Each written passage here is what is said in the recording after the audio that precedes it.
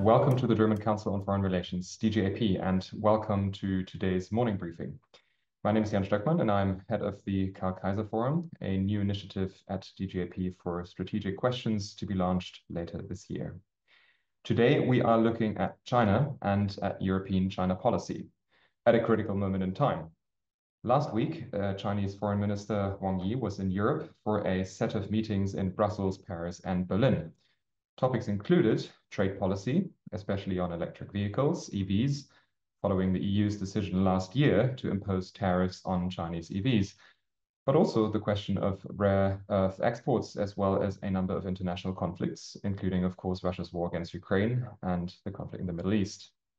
Now, Wang Yi's visit came a few weeks ahead of the EU-China summit scheduled for the 24th of July and set to be attended by EU leaders Ursula von der Leyen and Antonio Costa. The Commission President, Ursula von der Leyen, recently criticized Beijing for, quote, weaponizing its dominant position in critical raw materials. On the Chinese side, it's now unclear whether President Xi Jinping will actually attend or just Premier Li Qiang, reflecting the frosty relationship and the low expectations for the upcoming summit. So what, if anything, can be achieved at this summit? What are likely resolutions to the quarrel over EVs, raw materials, and tariffs?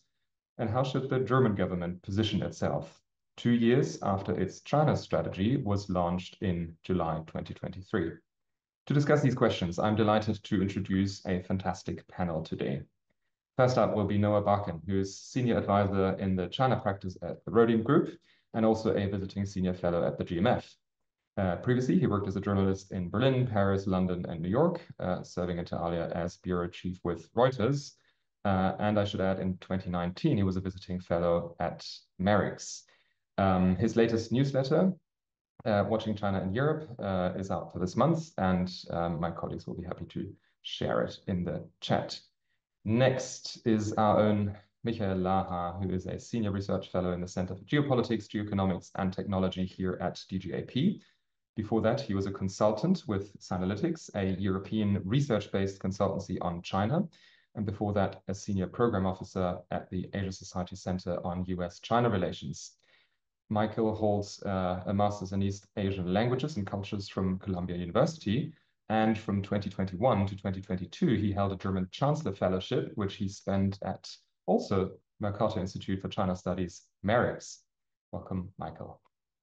Last but not least, we have someone who works permanently at MERICS. Abigaël Vasselier is Head of Foreign Relations at the Mercator Institute for China Studies, MERICS, and previously was Deputy Head of the Division for China, Hong Kong, Macau, Taiwan, and Mongolia at the European External Action Service. She holds degrees from SOAS and Sciences Po X and studied in Beijing, and also has a recent podcast out on the upcoming summit, which again, my colleagues will be happy to share with you in the chat. Now, before we begin, as per usual, just a few housekeeping remarks. We would like to remind everyone that this event is being recorded and will be uploaded subsequently. We will kick off our conversation here on the panel with about 5 minutes of intro remarks each, and then open up for questions and answers after about 30 minutes. If you'd like to make a comment or ask a question, please raise your hand. And when invited to speak, briefly introduce yourself and keep your question or comment relatively short so we can pick up as many as possible.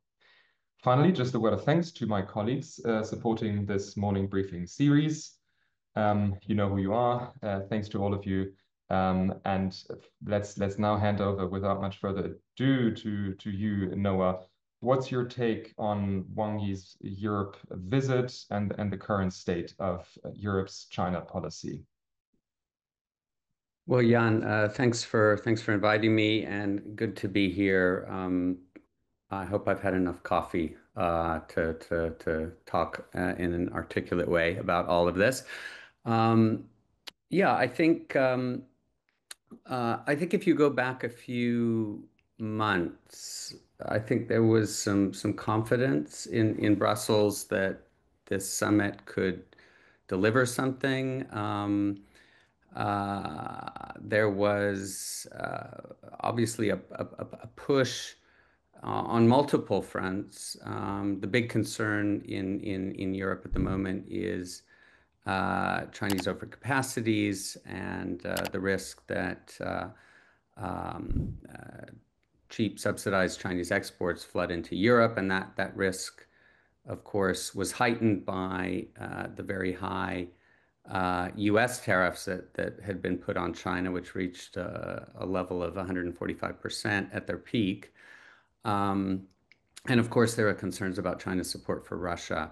But I think when the U.S. tariffs were sky high on China, I think there were signals coming from Beijing that I think there was a willingness to compromise and find some sort of mutually agreeable solution with Europe. I think there were big questions about whether that would actually happen, but certainly we were getting signals from the Chinese side that this is what that they were eager to send a signal of cooperation with Europe. I think since China was able to do a deal with the U.S. in Geneva, and more recently the agreement in London, I think we've seen a bit of a change of behavior on the Chinese side.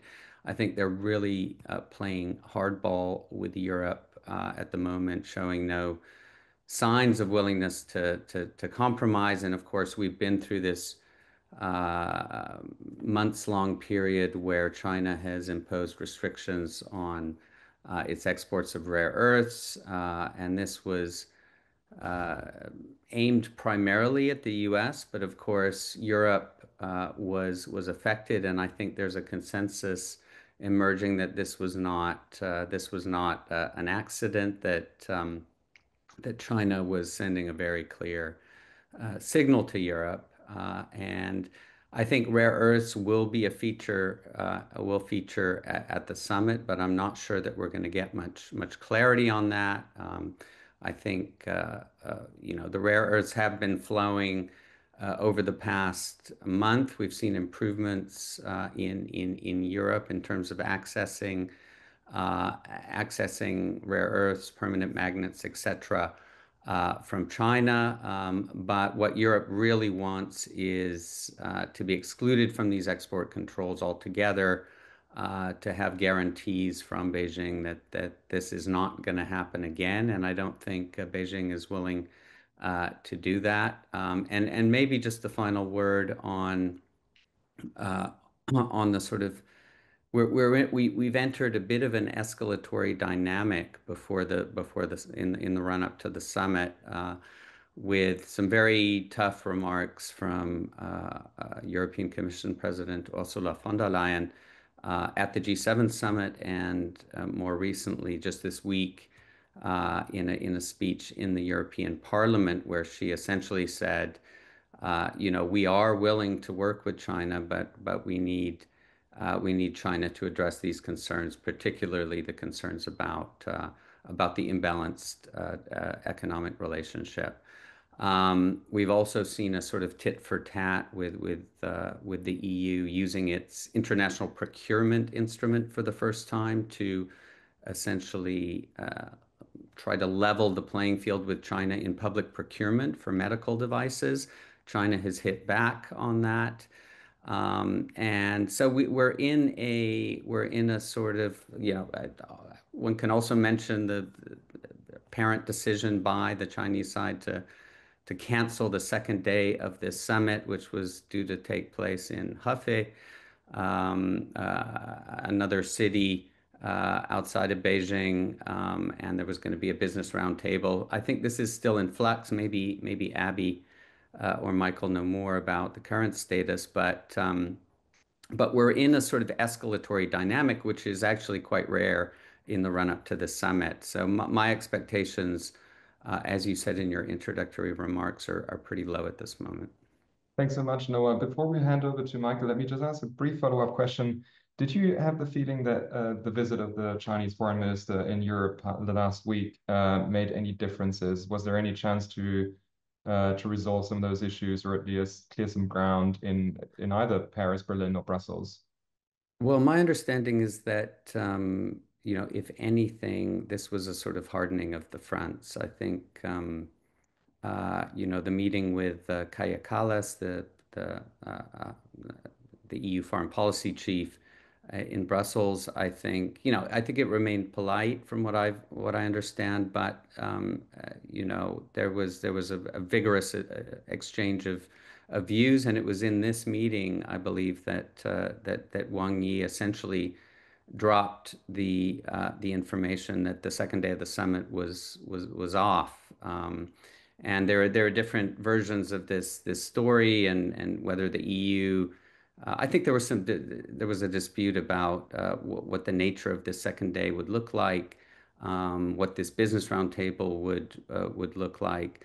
I watched the press conference with Johann Wadephul, the German foreign minister, and there were also some very tough messages issued by Wadephul, including on Taiwan, on the economic relationship, on China's support for Russia. So my sense is that this was sort of a preview of what we may see at the summit, which is a sort of both sides presenting their views to the other side, but no real resolution of the issues in the relationship. Right, right. Thanks a lot. We'll definitely come back to Wadephul in the German position as well.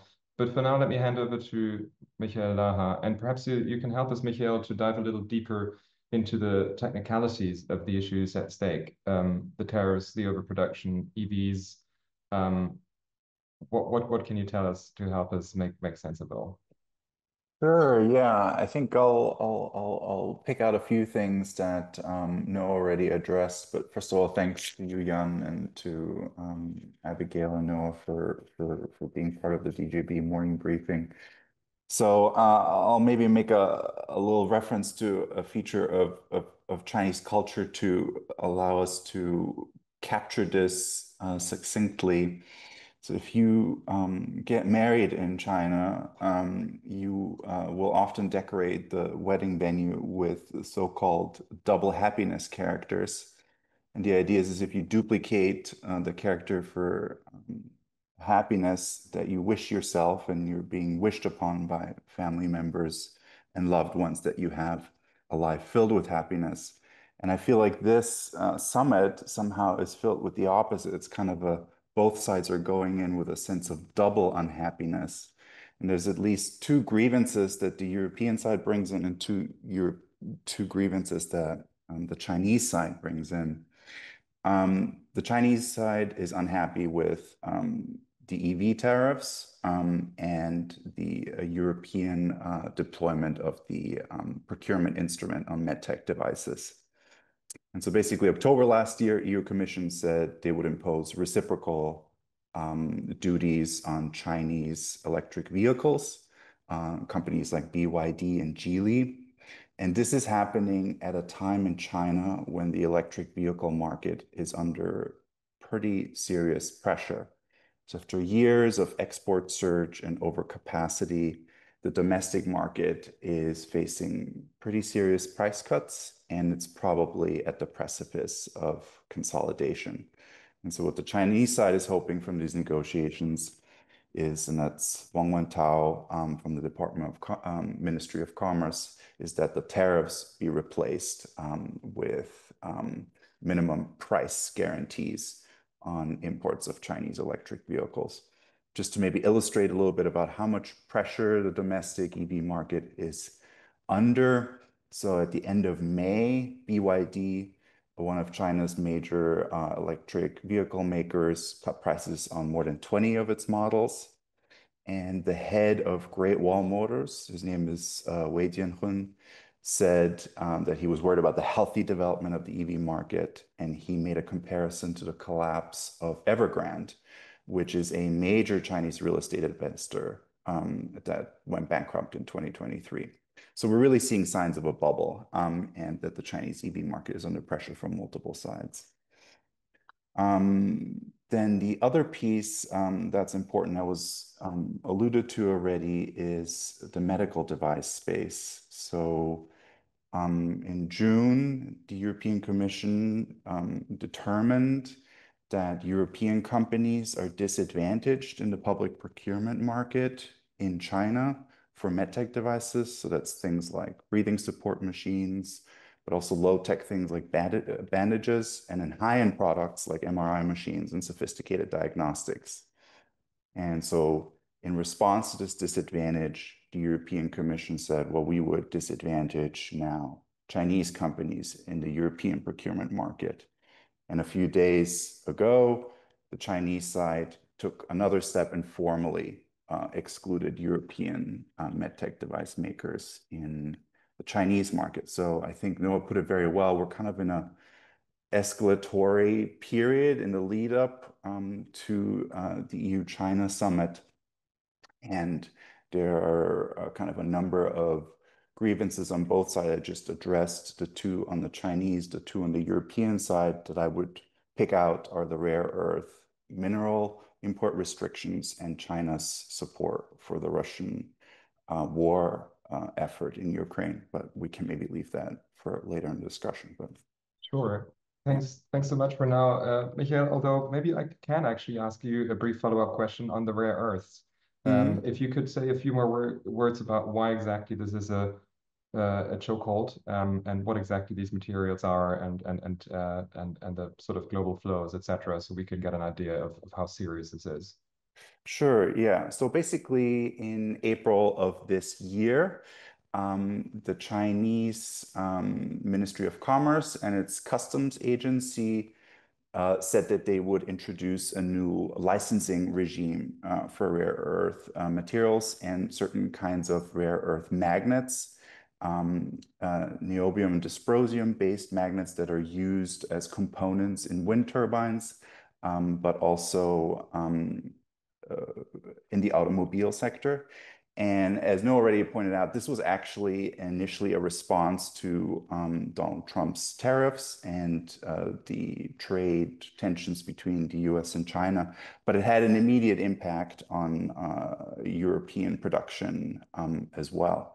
And so then the European Commission got sort of locked in, and they started negotiating a green channel for licensing privileges for European companies. So yeah, this is still to be kind of determined if there will be an enduring solution to this. But yeah, I'll leave it at that. Thanks so much. Now, low expectations, double unhappiness. Can we still save any of this upcoming summit? What's your perspective, Abigaël?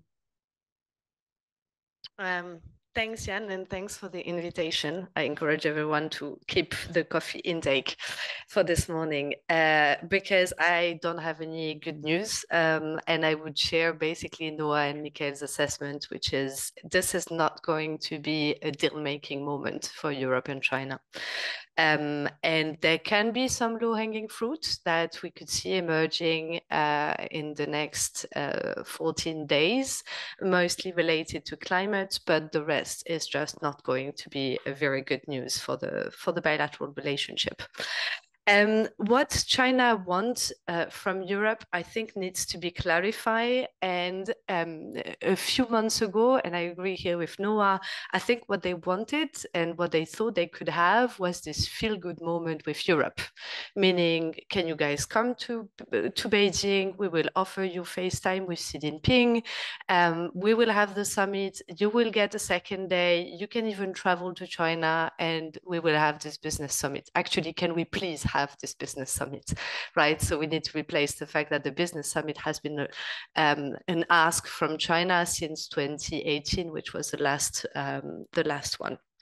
And I think a few months ago, we could have said, there may not be much substance to the summit, but this is going to be this really feel-good moment that everyone is ready to give in. And the trip of Wang Yi to Europe showed that even this symbolically important moment is not going to be there. And that was the conclusion for me and the wrap-up of the visit of Wang Yi here, meaning that he came out very strongly by saying that China is not going to allow the war in Ukraine to be a loss for Russia. And this was echoing the phone call that Trump and Putin were having at the very same time. And the fact that he came out so clearly with that sentence, I think, in my view, partially reframed the summit. And in Brussels a few weeks ago, you would say, okay, what's the European priority? And you would have trade, of course, as the key priority and the first one. And China, Russia no longer being the framing and the key framework of the summit.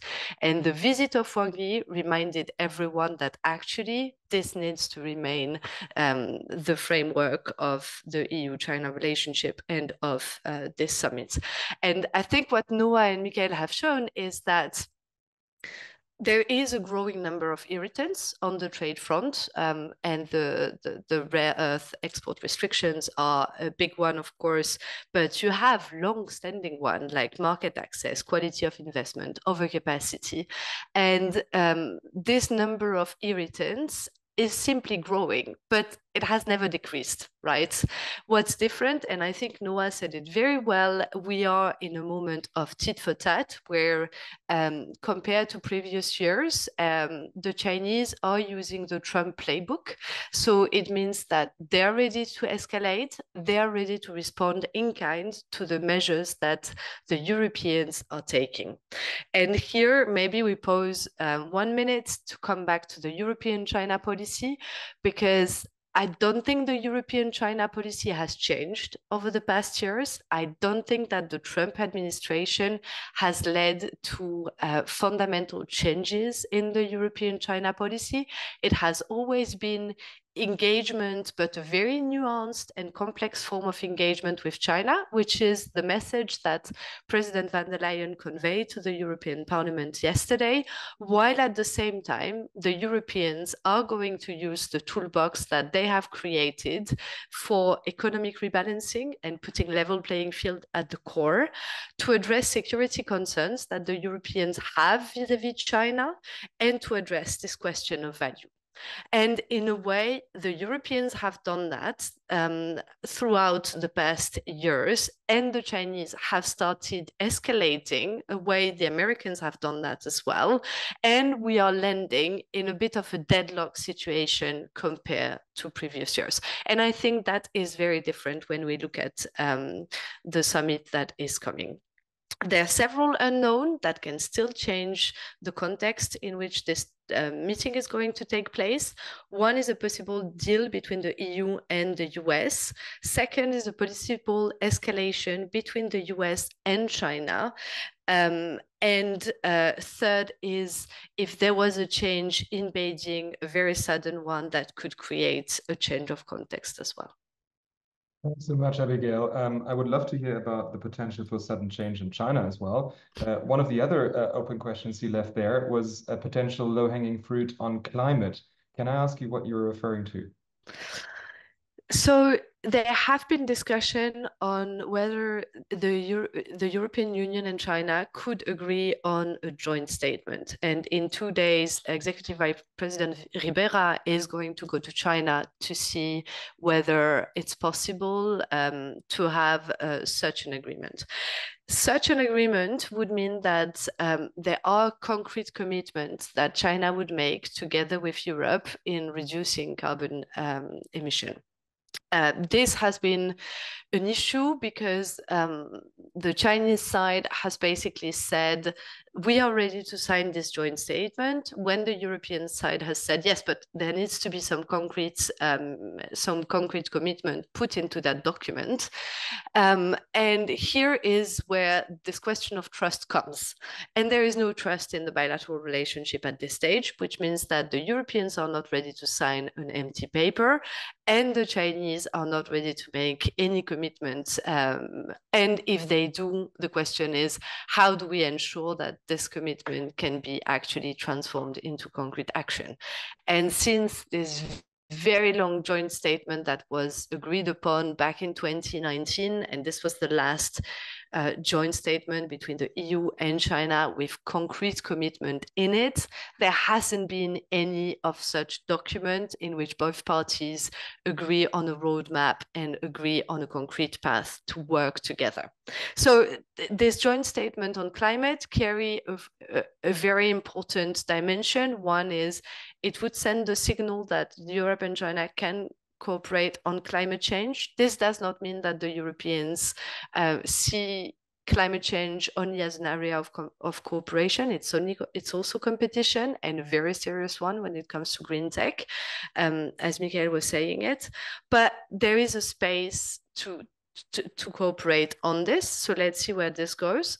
As regard a complete change in Beijing, what I mean in there is not at all feeding into the rumor that suddenly Xi Jinping is facing a serious crisis of confidence. I think I'm going to leave that to the rumor front.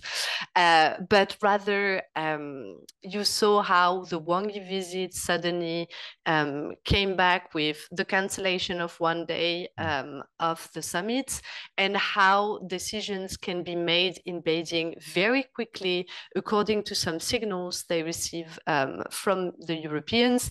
And there will be a big delegation of Europeans going to China in 2 days. And this could have an impact on the summit as well. Wonderful, thank you so much.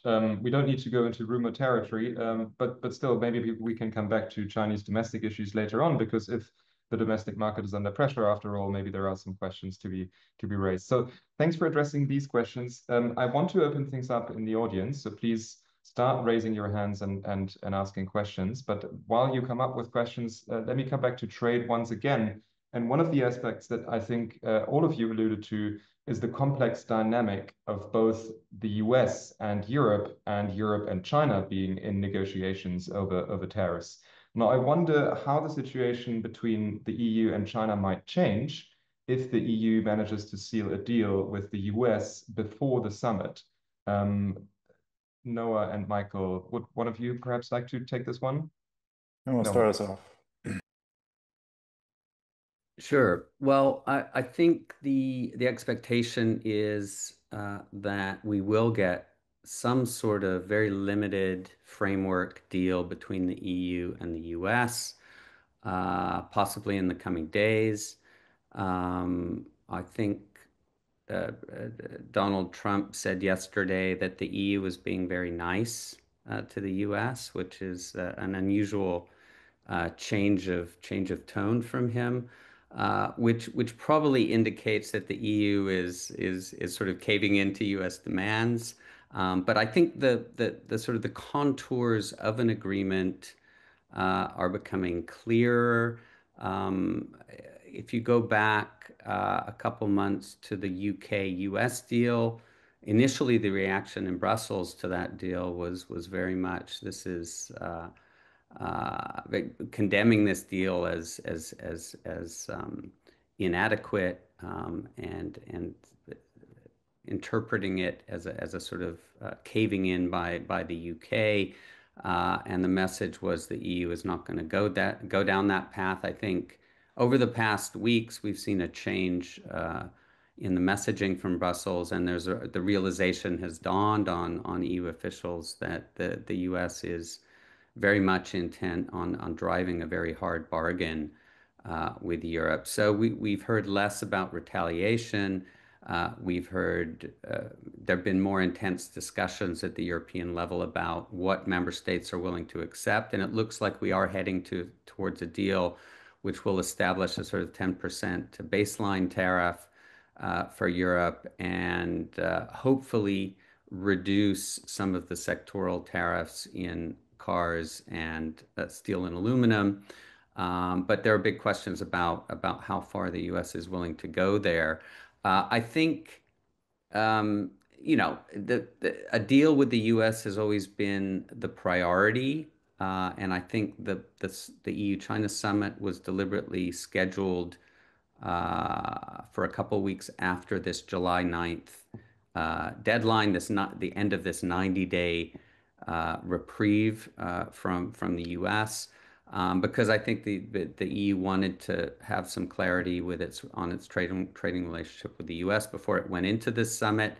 I think, you know, if we do get a sort of framework, very you know, deal in principle before the EU-China summit, I think that would probably be a good thing from the European point of view, even if that deal is not one that is particularly advantageous for the EU.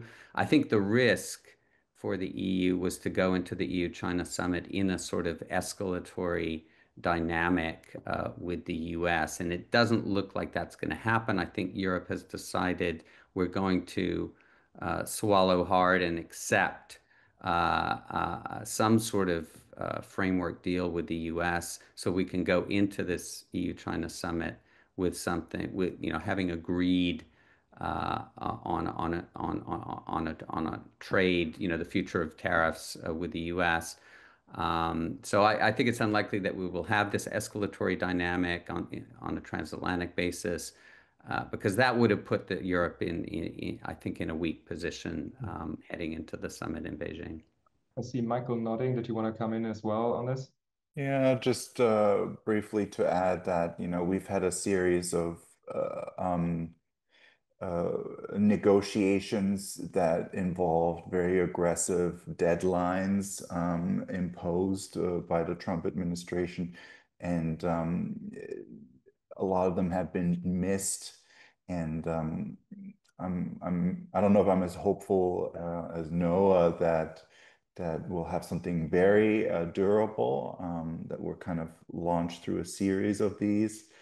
But perhaps one thing that's worth noting, and it's sort of almost sort of irresponsibly optimistic to say this. I mean, during the Biden administration, there was relatively robust, or there was much more transatlantic coordination on China policy through a series of different fora. And one issue, if we were to get back to anything resembling this kind of transatlantic coordination on China policy that both sides are facing, is the rare earth chokehold that China has on both the US and Europe. So it's a shared, concurrently experienced issue.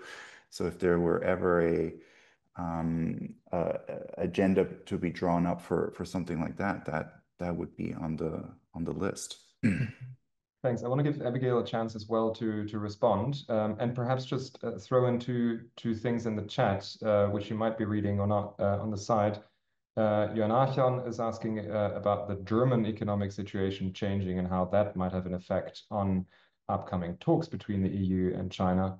And Sabrina Schulz is asking, excuse me, a bit more specifically about what the EU has left in the toolbox that could prove impactful, but would not risk major escalation from the Chinese side. So alluding to market access conditions, technology transfer and job creation, FDI screenings, and ownership clauses for joint ventures. So Abigail, a lot of questions out there. Over to you. First, let me say I'm French, so I leave the Germany question to the Germans of this room. On the EU-US deal question, I think there is one dimension that needs to be mentioned, and it's the security dimension. The Chinese are very concerned that there would be that the security guarantees that the US could still give to Europe could be traded against an alignment on economic action against China. And they are very upfront in saying that this security dimension is a source of concern for them, because Europe is completely dependent on the US when it comes to the security apparatus and architecture. And it means that they will welcome probably the deal that the French and the British are making at the moment on how to basically join up nuclear capabilities. They have been the biggest advocate of European strategic autonomy, and this is for that reason.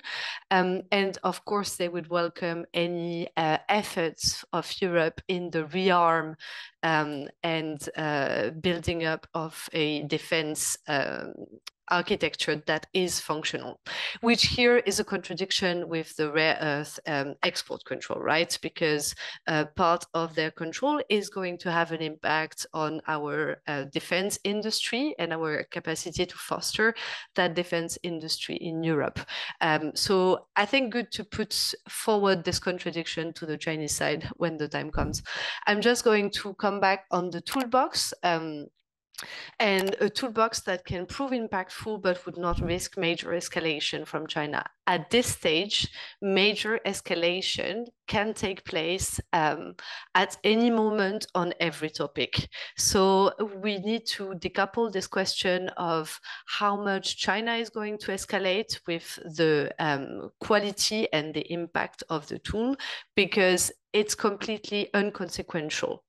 And it probably shows that in the Chinese system, they do not completely master the way these tools are being used. And we saw it during the EV tariffs negotiations, how much they do not understand the comitology, as we call it, so the way the the Council is functioning and takes decision together with the Commission. As I said, there are three sets of tools. Level playing field one. So how do you take action to ensure that you recreate level playing field?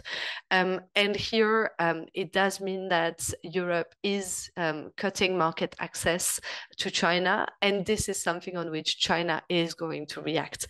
It may not be the most impactful, but today China's interest is to maintain access to the European markets in a context where the US market is closing for them, and in a context where they need European technology. The first thing China wants is European access to European technology. And it means that the use of the foreign subsidies regulation, where you go after another country because they have used subsidies, the use of IPI, which recreate reciprocity on procurement, is going to make them react because it touches something that China wants at the core.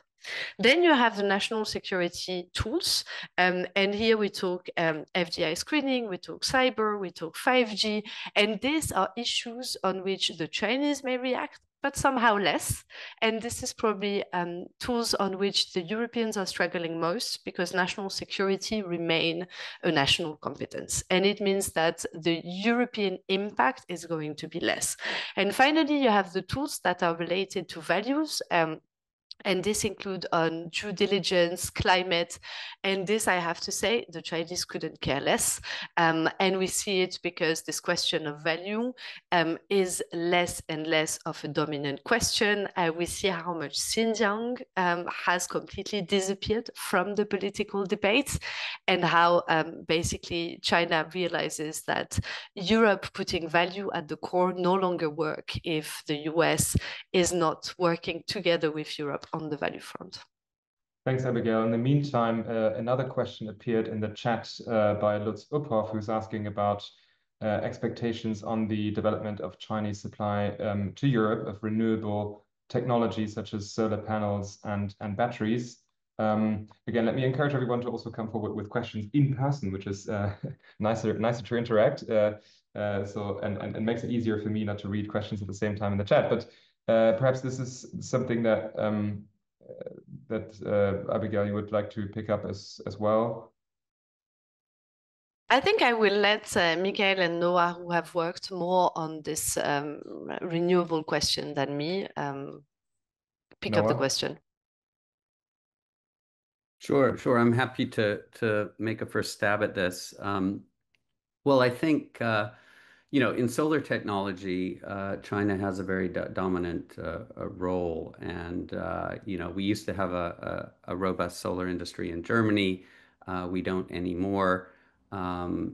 So I think there is a question about security related issues when it comes to solar, when it comes to wind turbines. There is a decision, I think, looming in Berlin about a wind farm in the North Sea that would be using Chinese wind turbines, and there are some concerns about sabotage, about spying.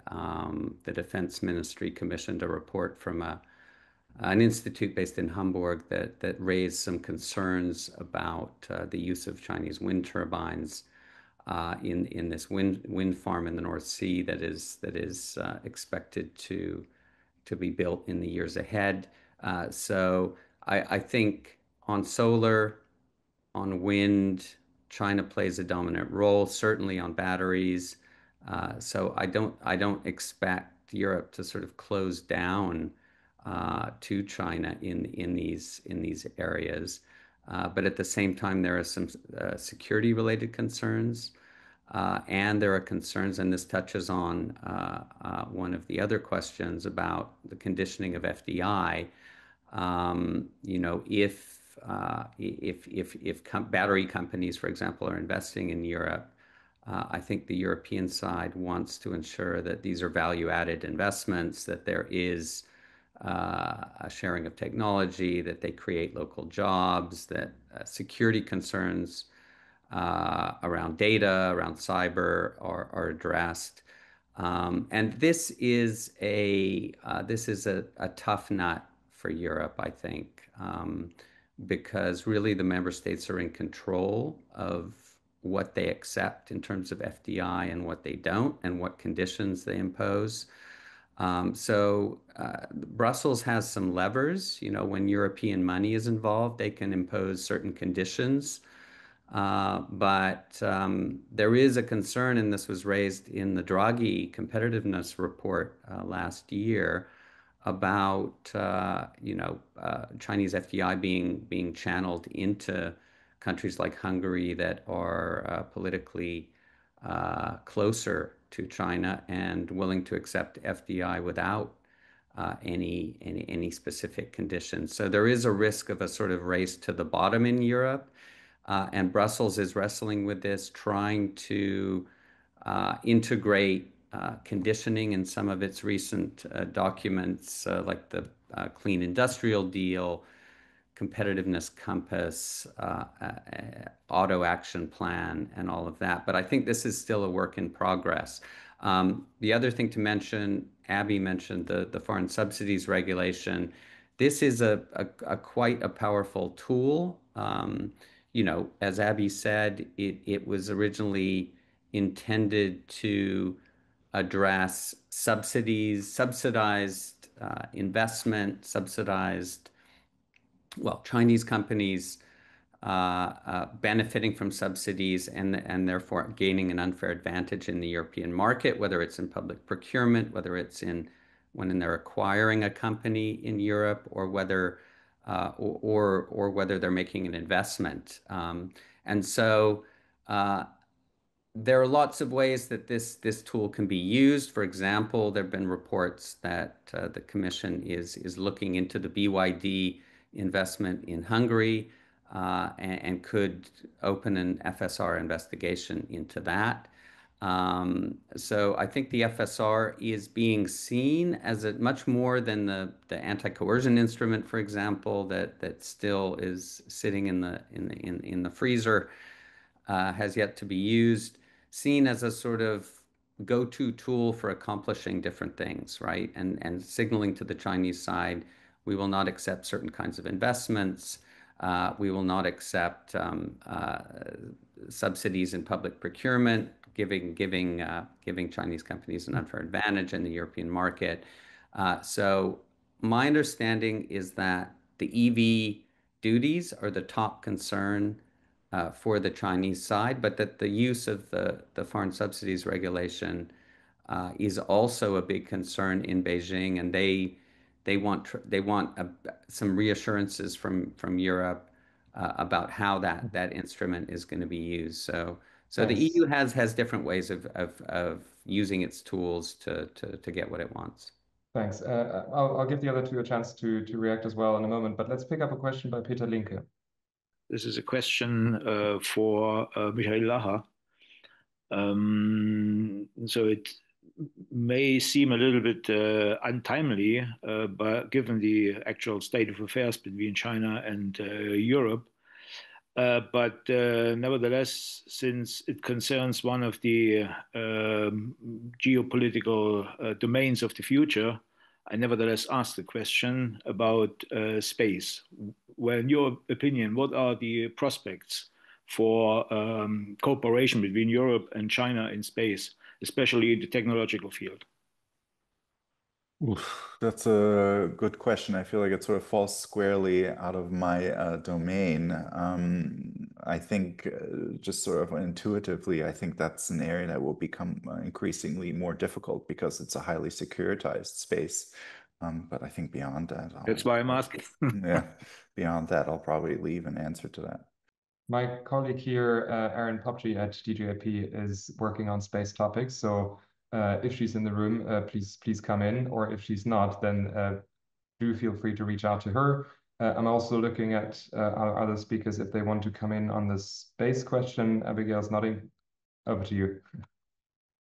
So I think you're right to pose the question because space has been identified and labeled as a strategic new frontier by China. And in the context of the geopolitical competition in which we are, the question of how fast China's development and innovation capacity in the space domain is a very important one. And they have benefited a lot from cooperation with Europe, actually more cooperation with Europe than cooperation with the US, but also cooperation with Russia. And in the European context, the space for cooperation on space actually has decreased. So for instance, there was a cooperation stream on Galileo that the European side stopped. And there were several projects that the European side basically concluded with China.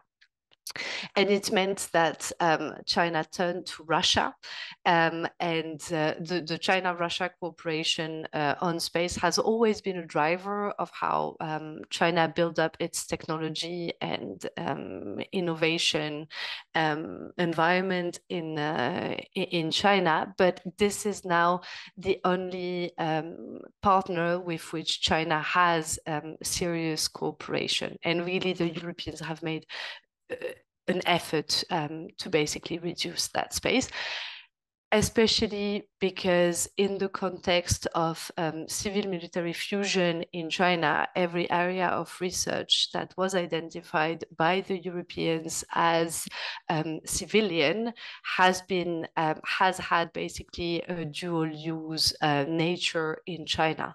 And with this debate of national security, with clarity on civil-military fusion, it led by European government to realize that they were emboldening the military use of their space cooperation with China.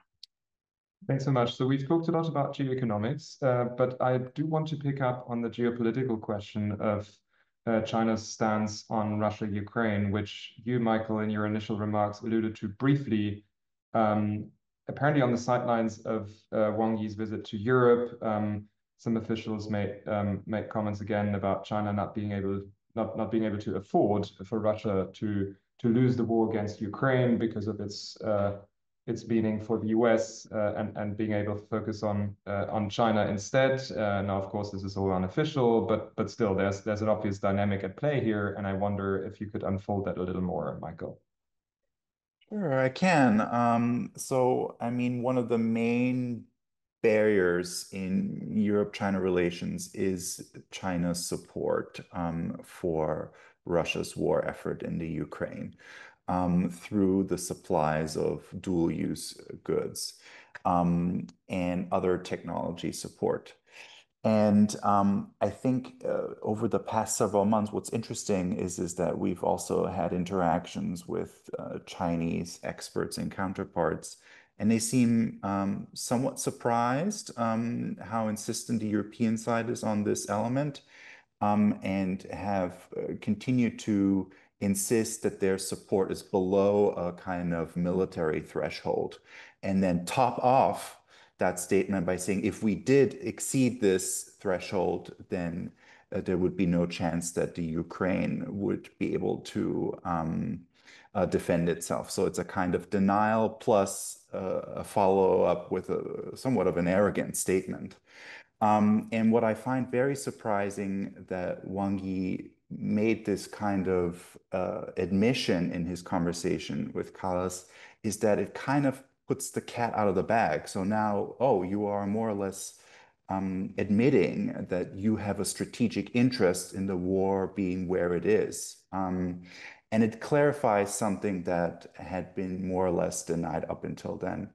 And I'm also really curious what the other speakers think, why Wang Yi chose to say this. Did he think the European side might be empathetic towards China being pressured by the US, that they were both being pressured, and so this was a moment of mutual empathy?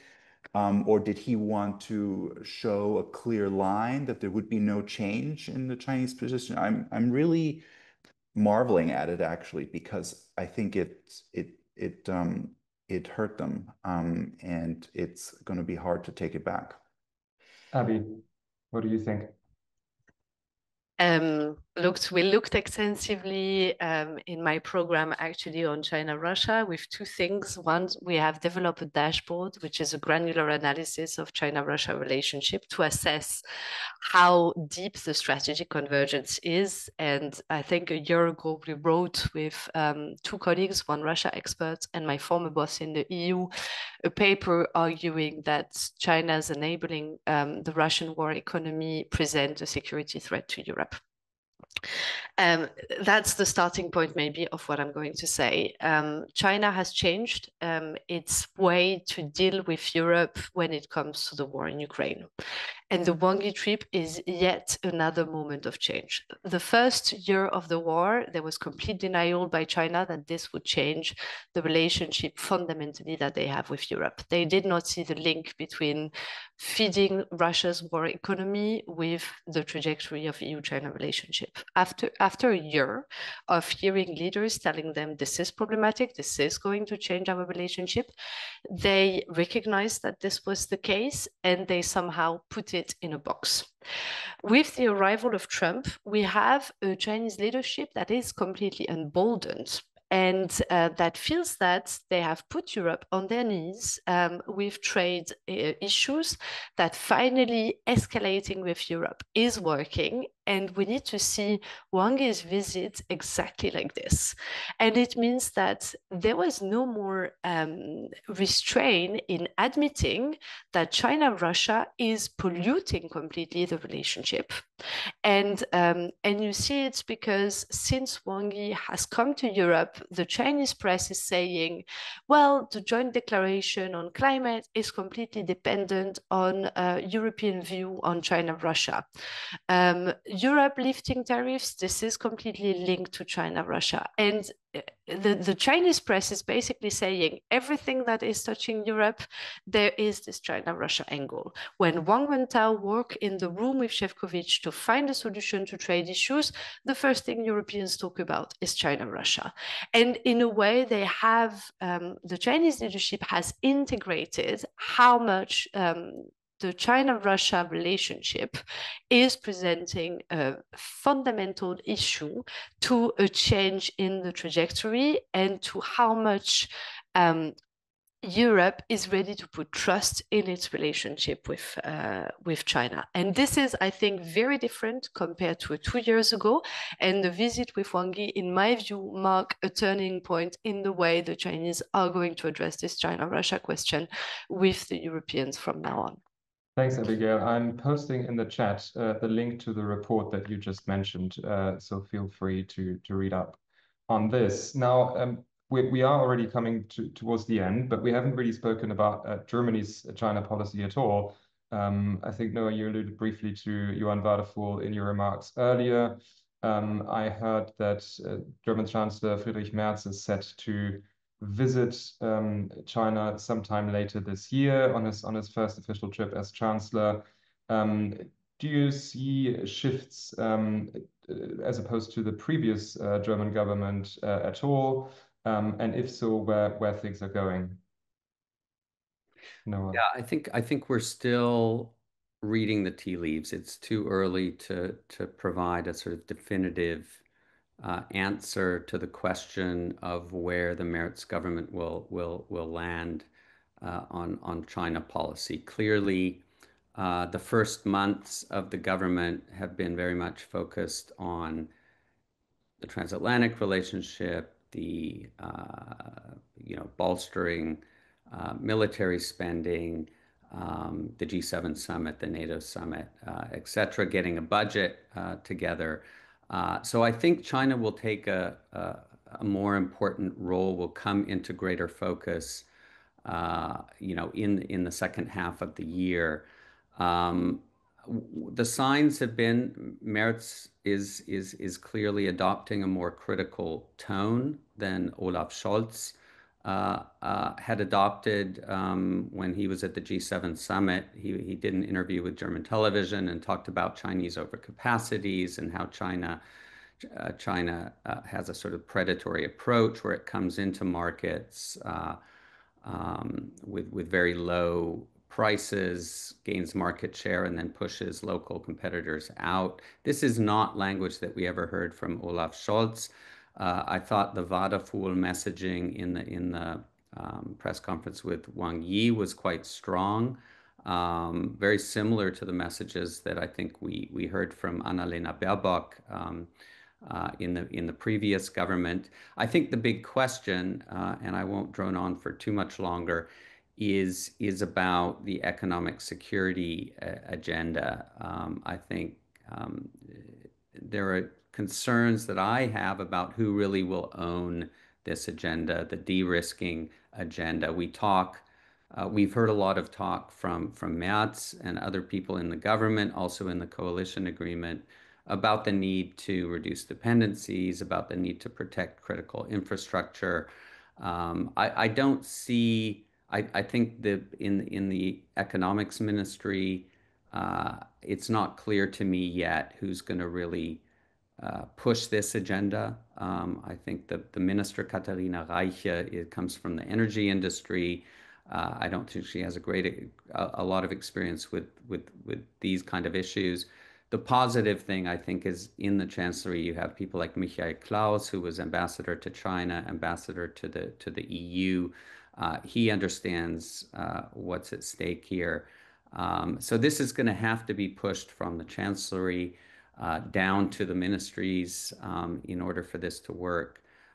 And I think one other thing to mention in conclusion is that Merz has adopted a much more European approach than Olaf Scholz. Going to Paris, going to Warsaw on his first trips. Clearly, he understands that European unity is key to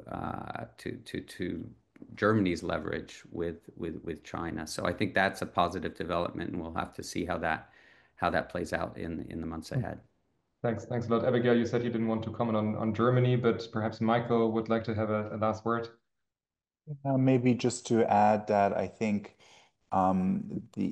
just reflecting what Noah said is that the Merz government is much more confident in its approach to China, and I think what will be interesting to watch also is how this cabinet gets through different bumps in the road, and one of them just occurred a few days ago when it was reported that Chinese military actors had directed a laser at a German aircraft in Yemen, and in response to that, the German government had called in the Chinese ambassador to Berlin. And so clearly a kind of stumbling block in the relationship, but that didn't fundamentally alter then sort of the outcome of anything that had happened during the meeting last week. And I would just maybe add very quickly that this is only the second time. This is the second time in a year that the German government has summoned the Chinese ambassador. The first time was for a cyber attack last year, and the time before that was you have to go back to Tiananmen Square. So we're now in a dynamic where the government is not holding back in voicing its concerns. Making these issues public, and we haven't seen in recent years. Thanks for this context. Now we have about 30 seconds. Abigail, is there anything left that you wanted to comment on as well? No, somehow Noah triggered one remark, which is I recall the first time we called in the Chinese ambassador when I was an EU official, and it was actually on the South China Sea. Yeah. More to discuss for next time, but for today we have to end. Thank you so much to all of our speakers for joining and to all of our team for supporting in the background.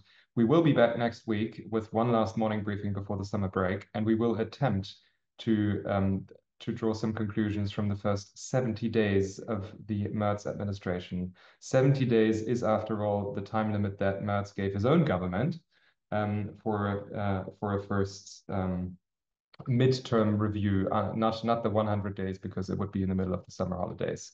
So see you again next week, hopefully, and until then, all the best. Thanks and bye-bye.